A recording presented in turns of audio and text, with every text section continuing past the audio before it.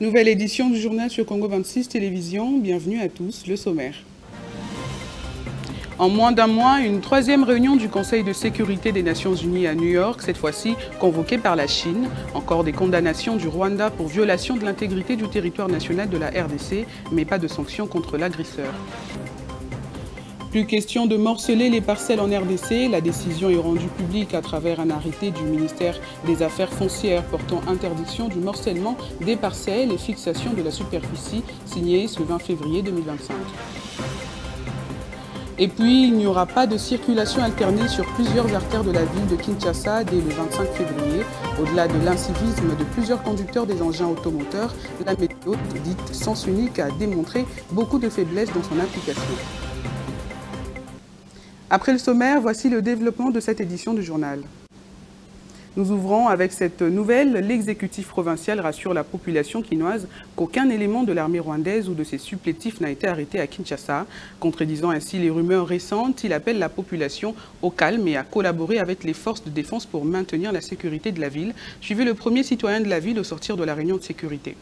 Ici, de préciser que Kinshasa, la situation sécuritaire est relativement stable. Alors, nous profitons de l'occasion pour informer à notre population de Kinshasa de ne pas céder à l'intox. Alors, il s'est propagé beaucoup de faux bruits, beaucoup des alertes fausses qui a essayé d'instaurer l'intoxication, l'intox, mais également la psychose par rapport aux faits qui ne sont pas justement réels. Alors, aujourd'hui, nous profitons de l'occasion sur justement les orientations du vice-premier ministre de l'Intérieur pour préciser à la population de ne pas céder à la stigmatisation, à la division de nos communautés. La ville de Kinshasa est stable, nonobstant quelques faits bénins signalés, de braquage, et puis voilà, des infiltrations non autrement identifiées, mais les enquêtes se poursuivent pour que ces malfrats soient déférés devant les instances judiciaires. Nous profitons de l'occasion pour appeler les Kinois à l'apaisement et leur demander d'évacuer librement à leurs préoccupations et que toutes les questions sécuritaires sont prises en charge. L'armée et la police sont justement là pour accompagner toutes ces mesures afin que les Kinois puissent continuer à vivre paisiblement dans l'étendue de la ville de Kinshasa. D'abord, nous devons préciser qu'en disant que la situation sécuritaire est relativement stable, Kinshasa, c'est une ville à 20 millions d'habitants. Et les grandes villes sont très souvent généralisées par la criminalité urbaine. Alors, nous disons que ce sont des faits bénins. Vous voyez, bien qu'on a observé peut-être quelques jours où les braquages ont eu lieu, mais ici aussi d'informer à l'opinion. Il y a un groupe qui est déjà arrêté, déféré à la justice, et nous allons vous les présenter d'ici peu. Et de ce groupe-là, nous sommes déjà sur la piste d'autres groupes qui continuent à opérer. Et nous assurons à la population que la ville est stable sécuritairement. Et encore des dispositions qui ont été renforcées par la police et l'armée, afin que nous puissions vivre paisiblement dans la ville.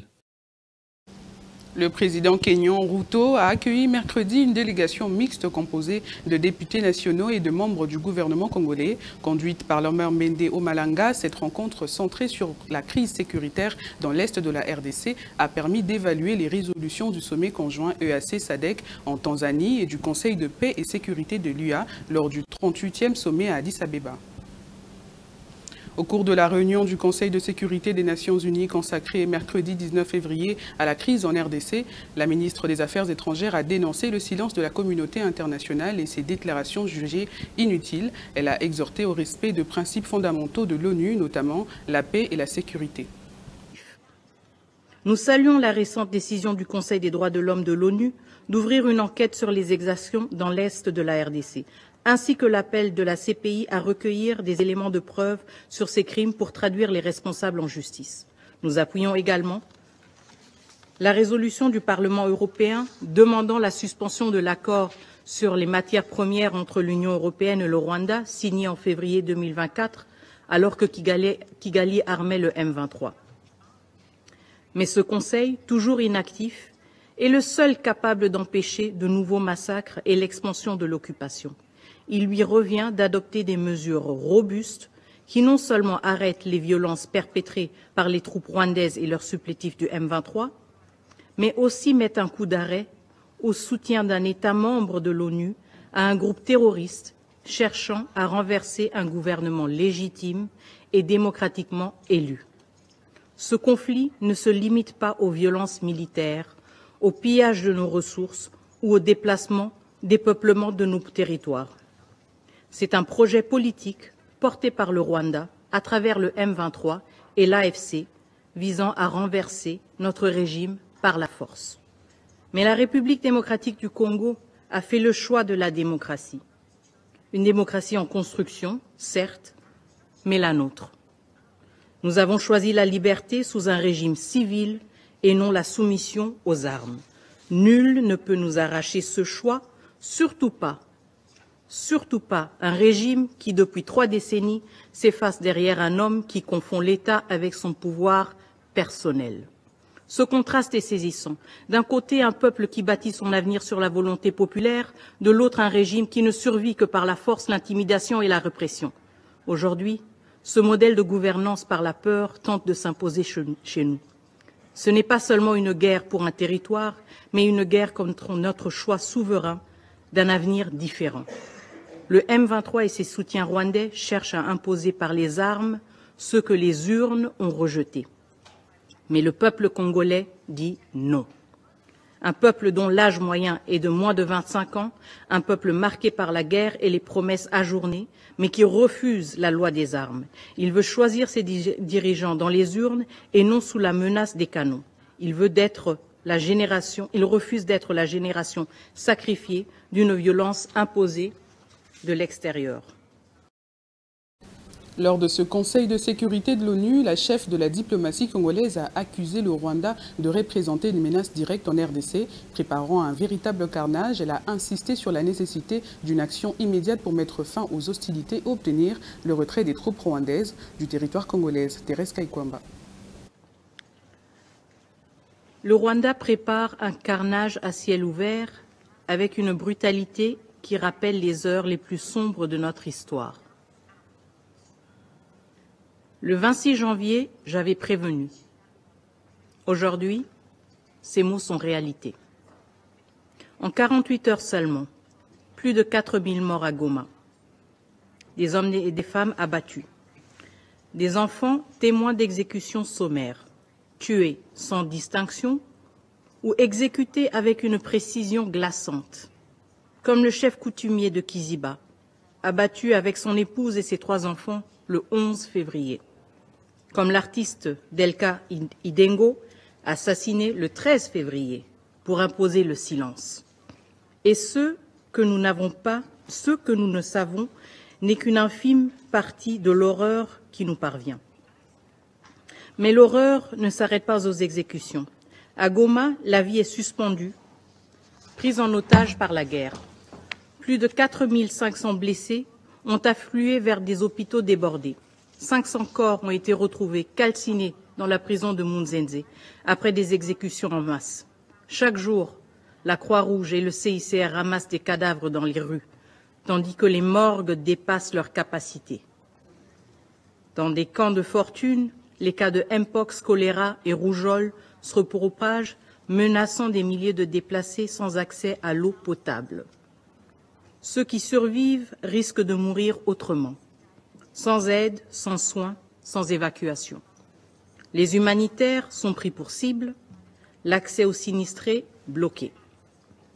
Voilà ce qui se passe quand un groupe terroriste prend le contrôle d'une ville et impose son administration criminelle sous le regard de ce Conseil.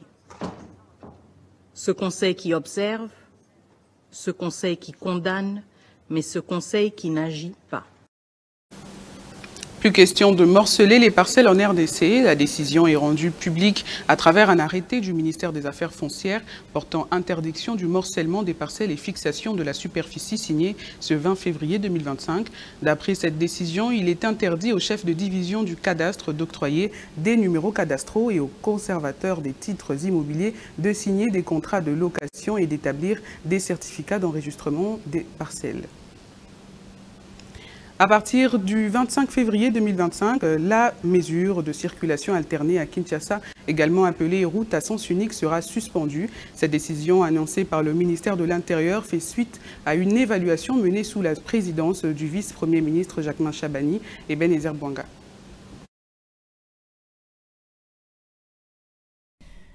Suspendre la circulation alternée de le 25 février prochain. La mesure fait suite à l'évaluation des effets négatifs sur la fluidité de trafic dans la ville. Elle ressort de cet entretien entre le vice-premier ministre en charge des transports Jean-Pierre Bimba, celui de l'Intérieur Jacquemain Chabani, le gouverneur de la ville Daniel Bumba, ainsi que le représentant de la police et de services techniques du ministère des Transports. Déterminé à trouver des solutions durables au fléau de la congestion routière, le gouvernement soumino a mis en place une commission pour appuyer l'administration provinciale de Kinshasa dans la gestion de la mobilité urbaine. La commission travaillera dans l'optique de présenter et mettre en œuvre des mesures structurelles visant à désengorger quelques principaux axes routiers de la capitale, Kinshasa. L'amélioration des infrastructures routières, la modernisation des transports en commun et l'optimisation de plans de circulation figurent parmi les pistes envisagées. Le gouvernement veut bien offrir à la capitale une solution efficace et durable, facilitant les déplacements quotidiens sans aucune anxiété. La suspension de la mesure portant sur la circulation alternée, bien que temporaire, en attendant des actions globales pour résoudre les problèmes de circulation à Kinshasa, et reste plus qu'utile actuellement.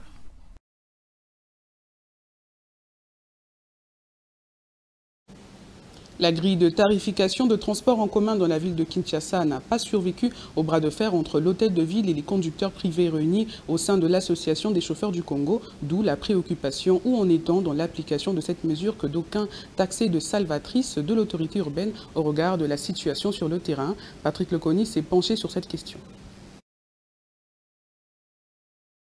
Rendu public au moment où les besoins se faisaient de plus en plus ressentir, la grille tarifaire des différents trajets dans la ville-province de Kinshasa n'a visiblement vécu que l'espace d'une journée avant de succomber aux coups violents reçus lors du bras de fer qui a opposé l'hôtel de ville et les conducteurs de bus. Taxi-bus et taxis obligés de se soumettre à la volonté du gouverneur. Depuis, plus rien en termes de bruit en rapport avec cette initiative, pourtant salvatrice, pour les Kinois malmenés par les caprices des chauffeurs devenus maîtres de la situation.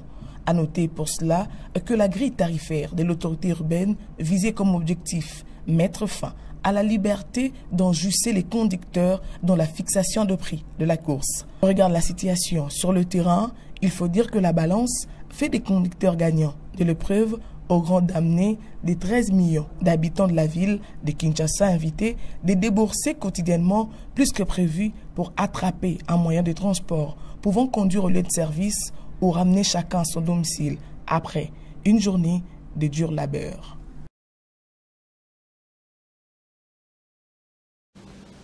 Kinlabel, un vague souvenir aujourd'hui lorsque l'on regarde la ville de Kinshasa dans son spectacle des ordures qui défile les efforts déployés du pouvoir public à travers ses différents slogans, Opération Coup de poing, Kinbopeto et Kinshasa Ezobonga. Quelle est la politique mise en place par chaque municipalité pour une solution durable? Tentative de réponse dans cette mini-enquête signée Steve Boniemé. L'insalubrité, cette gangrène qui ronge l'environnement de la ville-province de Kinshasa, résiste jusque-là aux différents remèdes appliqués. Aucun coin de la capitale congolaise n'est épargné. Les initiatives d'assainissement sont à chaque occasion vouées à l'échec au fur et à mesure. Kinshasa a fini par rejoindre les carrés de ville le plus sales d'Afrique et du monde. Quelle peut être la responsabilité de chaque municipalité et l'apport du ministère en charge de l'environnement? Pour vous montrer qu'à Kinshasa, les gens ne sont pas enseignés par rapport à la gestion des déchets. Donc c'est au gouvernement provincial. C'est-à-dire que le gouvernement provincial doit prendre charge de sa population. Et ce gouvernement provincial-là, qui est dirigé par les patrons, vous les connaissez bien, doit aller au niveau des communes pour un peu sensibiliser les communes, d'aller voir la population. Bon, le ministère de l'Environnement n'est pas le patron de la ville. Si vous parlez de l'insalubrité à Kinshasa, il faut voir les patrons de la ville. De son côté, Bonnet Mayamba, conseiller municipal de la Gombe, fait comprendre que le nœud de l'équation réside au niveau de la négligence de mesures mises en place par le pouvoir public. Normalement, il y a des compétences qui sont attribuées à chaque commune, mais aussi à la province. Les communes étant dans la province, ils travaillent en corrélation avec la ville. Normalement, la ville met la politique générale de la salubrité dans les communes et les communes ont à leur tour la charge d'encadrer ces mesures. Mais la ville devrait d'abord mettre des points de transit et quand la commune collecte, il sait là où il peut placer et c'est la ville qui vient collecter toutes ces ordures et les amène au point final. La gestion des ordures reste une préoccupation à traiter avec lucidité au regard de leurs conséquences négatives sur la santé des Quinois. Sport, la phase de groupe de l'édition 2024-2025 de la Ligue des champions de l'UEFA s'est achevée avec la révélation de 16 équipes qualifiées pour les huitièmes de finale. De leur nombre, le PSG qui a brillamment assuré sa place en dominant Brest et le Real Madrid qui a éliminé Manchester City grâce à une victoire 3-1 lors des barrages retour. Le tirage au sort des huitièmes est prévu pour ce vendredi à Nyon, en Suisse. Les 16 clubs qualifiés pour le 8e des finales de la Ligue des Champions sont désormais connus. Sans surprise, le PSG, le Real Madrid et les PSV ont décroché les derniers tickets pour le 8e des finales de cette nouvelle formule de la Ligue des Champions. Avec 3 équipes pour chacune des nations de football, l'Espagne, l'Angleterre et l'Allemagne représentent plus de la moitié de clubs qualifiés. Il faudrait noter que l'équipe lilloise de l'international congolais Ngalael Mukaou... C'est terminé pour cette édition. Je vous rappelle ses principaux titres. En moins d'un mois, une 3e réunion du Conseil de sécurité des Nations Unies à New York, cette fois-ci convoquée par la Chine. Encore des condamnations du Rwanda pour violation de l'intégrité du territoire national de la RDC, mais pas de sanctions contre l'agresseur. Plus question de morceler les parcelles en RDC, la décision est rendue publique à travers un arrêté du ministère des Affaires foncières portant interdiction du morcellement des parcelles et fixation de la superficie signé ce 20 février 2025. Et puis, il n'y aura pas de circulation alternée sur plusieurs artères de la ville de Kinshasa dès le 25 février. Au-delà de l'incivisme de plusieurs conducteurs des engins automoteurs, la méthode dite sens unique a démontré beaucoup de faiblesses dans son application. Merci de votre attention soutenue et bonne suite de programme sur Congo 26 Télévision, la chaîne de l'unité nationale.